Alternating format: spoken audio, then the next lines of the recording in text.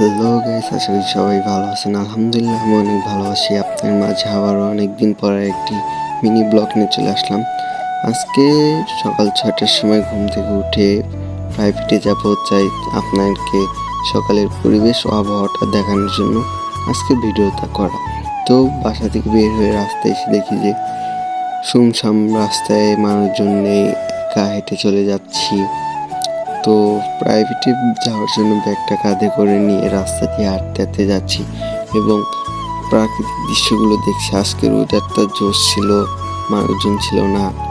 তো হাঁটতে হাঁটতে সব কিছু দেখতে দেখতে আমরা আমাদের স্কুল মাঠের কাছে চলে এসেছি। তো মাঠের কাছে এসে দেখলাম যে আমাদের এখানকার মাদ্রাসা ছাত্ররা সকালের নামাজ পড়ে তারা মাঠের ভিতর দিয়ে দৌড়াদৌড়ি খেলাধুলা করছে।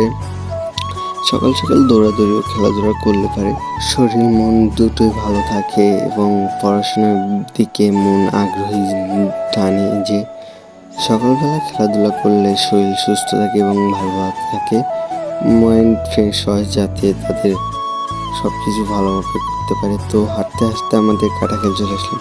কাটাখালে এসে দেখলাম দুজন মানুষ হাঁটাহাঁটি করছে সকালবেলা।